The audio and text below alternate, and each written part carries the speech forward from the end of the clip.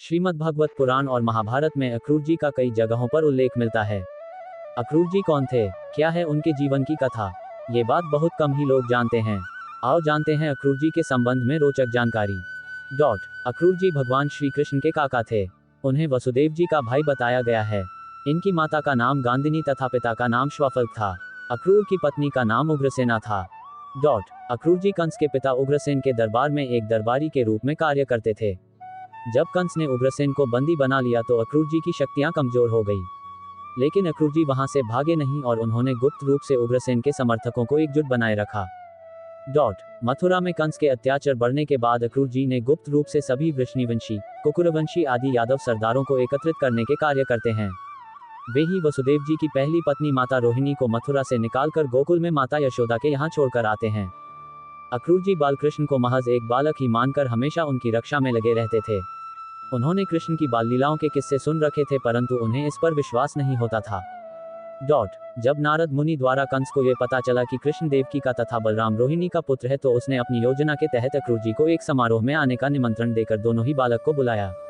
अक्रूर जी श्री कृष्ण और बलराम को वृंदावन से मथुरा के लिए निकले। रास्ते में उन्होंने दोनों भाइयों की सुरक्षा के पुख्ता इंतजाम कर रखे थे।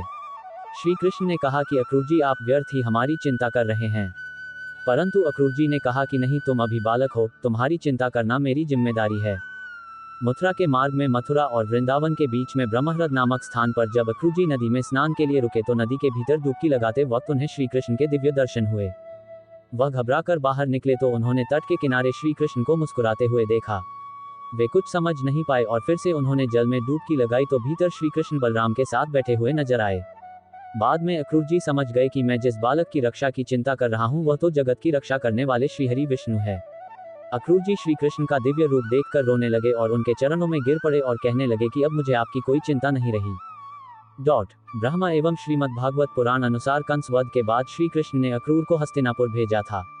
अक्रूर ने लौटकर बताया कि किस तरह धृतराष्ट्र के पुत्र पांडवों के प्रति अन्याय कर रहे हैं। अक्रूर जी ने श्री कृष्ण की बुआ कुंती के बारे में भी बताया। कुंती सबसे अधिक श्री कृष्ण को याद करती थी। कहते हैं कि सत्राजित की स्यमंतक मणि अक्रूर जी के पास ही थी। वे इसे लेकर काशी चले गए थे।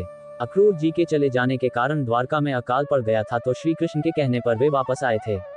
कहते हैं कि यह मणि जिसके पास रहती है वहां समृद्धि और खुशियां रहती हैं। श्री कृष्ण के ऊपर स्यमंतक मणि चोरी का आरोप था। जब अक्रूर जी वो मणि लेकर आए तब उन्होंने इसे सार्वजनिक करके अपने ऊपर लगे आरोप का खंडन किया था। अक्रूर की मृत्यु के उपरांत इनकी पत्नियां वन में तपस्या करने के लिए चली गई थीं।